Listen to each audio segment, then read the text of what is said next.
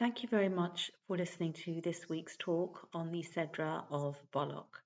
And we dedicate this learning to the speedy and safe release of all of the hostages in Gaza and the safety and success of all of the soldiers in the IDF. And the Sedra of Balak is absolutely unique. I know every Cedra has got its particular message and style, but in terms of the subject matter that involves talking donkeys and prophets who don't know what they're saying, and a complete reversal of roles. It's almost fairy tale like in the events that happen on the one hand. And another unique aspect of this week's Cedra is that these events, the majority of the events that happen in terms of the conversations between Bilam and the princes of Moab who are sent by the king Balak, after whom the Sedra is named. And all of these conversations are known to a select few people.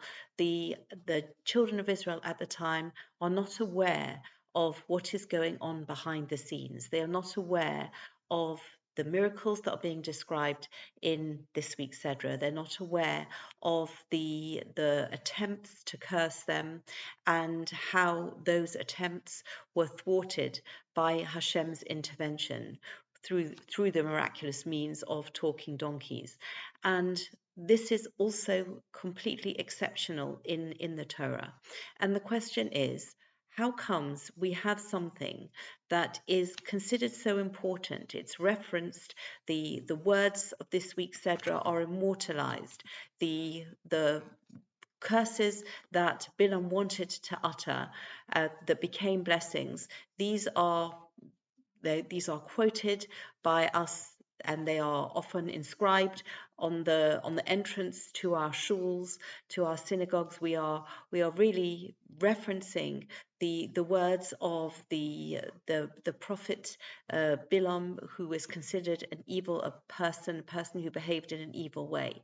And this is something that there's a combination of so many unusual facts and circumstances. And what are we meant to take away from all of this? And I think that if we ask why do we have to read, as we are reading the Sedra, we have to remember that the Bnei Israel were not privy to what we know. And when we see how Hashem is intervening and Hashem is helping them, and they are completely unaware of it, I think that we can extrapolate this into our own life and times, that there are so many things that are going on, and we might feel that we are beleaguered, that we are in a very difficult position. But unbeknownst to us, behind the scenes, Hashem is keeping his word, is fulfilling all of the promises of the Torah. And we can take courage, and we can have a feeling of confidence as we realize that the Bnei Yisrael were saved and they weren't aware of it. And similarly, this is a process that is going on the whole time, whether or not we are aware of it, whether we can see it as we're experiencing it. But learning from the fact that all of this is happening behind the scenes, that is something that can inspire us. And when we look at the particular words that Bilam utters, that are such an integral part of our tradition, we can see that there are three powerful expressions that he makes in the Sedra of Balak. And the first is chapter 23, verse 21. No wrongdoing is seen in Jacob, no vice observed in Israel. The Lord their God is with them, the shout of the king is among them. And the second one, how beautiful are your tents, Jacob, your dwelling places, Israel. And we see this in our shuls, Matovu ohalecha Yaakov, Mishkanesecha Yisrael. Like valleys they spread out, like gardens beside a river, like aloes planted by the Lord, like cedars beside the waters. This is chapter 24, verses 5 and 6. And then he carries on, chapter 24, verse 17. These are all Bilam's words, or rather spoken through the mouth of Bilam, but clearly the voice of Hashem. I see him, but not now. I behold him, but not near. A star will come out of Jacob. A scepter will rise out of Israel. And we are really, as we build up a picture of the man Bilam, who has such malign intentions towards the people of Israel, that when we hear these words, we realize that these are Hashem's words being spoken through the mouth of Bilam, and we cannot fathom why this should be, why Hashem should use such an impure, reviled person as his mouthpiece, as it were. Why doesn't Moshe Rabbeinu utter these words of praise? And sometimes when one expects people to bless you, then we take these blessings for granted. We don't pay attention to them. But when someone who does not want your good actually says something nice, you are surprised. You take more notice of it, and it makes more of an impact than when that's not the case. And I think that could be one of the reasons why, behind the scenes, a man like Bilam is chosen to be the vehicle of these words. The next important lesson that we can learn, this is a reminder, and the fact that the donkey can speak and speak more sense than Bilam, and the fact that the donkey can see is on a higher spiritual level than Bilam. This is reminiscent of the passage in Shemos, where Moshe Rabbeinu is resisting the mission to go to Egypt to ask Paro to let the people go. And he says in chapter 4, when he says that he doesn't want to go, this is chapter 4, verse 10. Vayomer Moshe el Hashem, Bi Adoni, lo ish devorim anochi. And Moshe says to Hashem, please, my master, I am not a man of words. Gam mitzmol, gam mishilshon. Also from yesterday or the day before yesterday. Gam me'az dabracha el avdecha, from the time that you've spoken to your servant. Ki chavad peh or chavad lashon anochi, because I am literally heavy of mouth and heavy of speech. Vayomer Hashem elov, and Hashem said to him, Mi som peh la'adam, who has placed a mouth for man, or mi yosum ilain, or who makes someone dumb, or cheresh, or deaf, or pikeach, or sighted, or iver, or blind. Halo anochi Hashem. Is it not I, Hashem? And this is something that we see so clearly, that we are, when we have our gifts of speech, of sounds, of hearing, these are gifts from Hashem.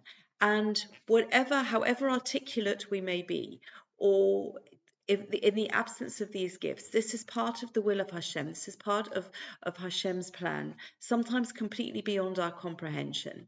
But this is clearly graphically illustrated in the portion that we're reading this week, when normally an animal that cannot speak in human language speaks in human language, and is used to admonish Bilam, who is somebody who supposedly has the gift of articulation, who has a gift of prophecy. And so this is another aspect that we're learning. Firstly, behind the scenes, that Hashem is working for us behind the scenes, whether we're aware or not. Secondly, that the words that are spoken, however they come out, this is part of Hashem's plans. And the question is, why does Hashem do this for us? Why does Hashem save us? Why does Hashem, in the Sedra of Bilam, and all of the times throughout our history when perhaps it was hidden behind veils of what seemed to be very, very deep, difficult challenges, and yet Hashem is there working behind the scenes for us. And if we look in Devarim, and we only find this out so much later, when Moshe Rabbeinu is giving the summary to the Jewish people before his passing, and this is Devarim chapter 23, verse 6, and the words are.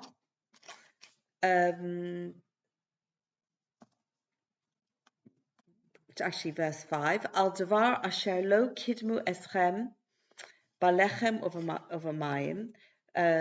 This is referring to Ammonite or Moabite who will not come into the congregation of Hashem because they did not greet you with bread and with water, b'derech b'tzeichem b'mitzrayim, on the way when you were leaving Egypt.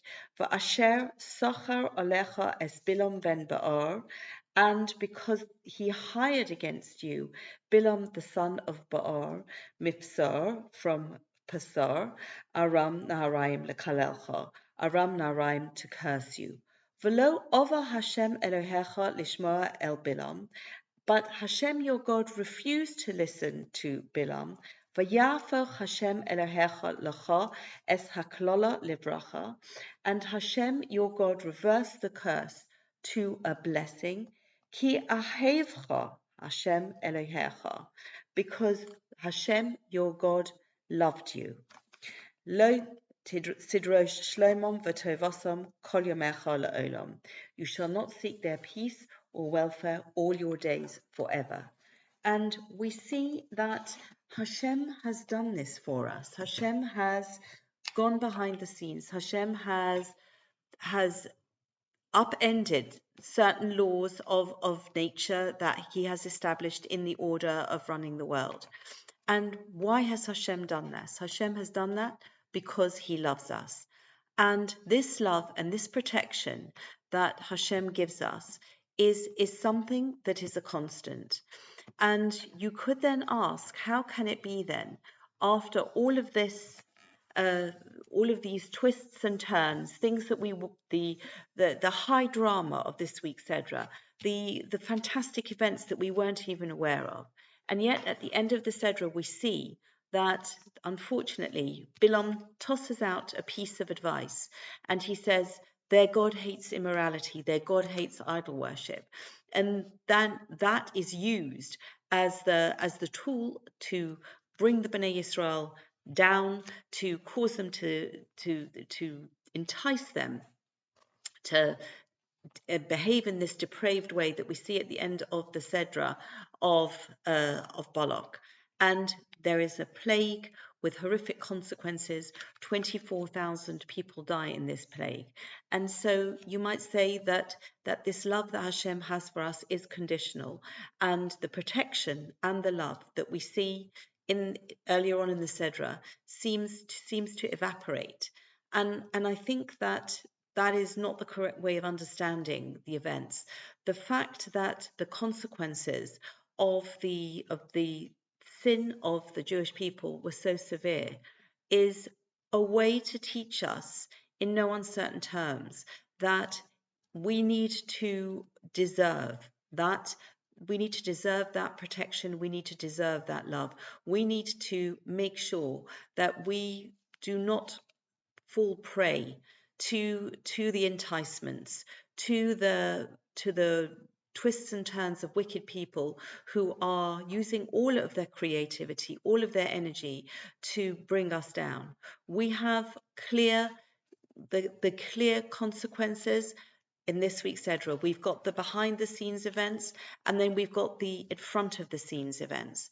And as we are reading these words, and in our own lives, we are not privy to be behind the scenes. We are always trying to calculate, work out, understand what is going on. And so we can remember the words of this week's Sedra. We can see how Hashem's love and protection is there for us, but we need to keep strong. We need to keep our faith. We need to keep the messages, the values, and the moral codes of the Torah, front, back, and center of our lives. And in this way, please God, we shall live to see the words that came out of the mouth of Bilam. We will see them fulfilled, we will live their truth, and we will be a light to ourselves, to the world, and bring nachas to our Creator. And we can get all of these messages from the very unusual Sedra that we read this week.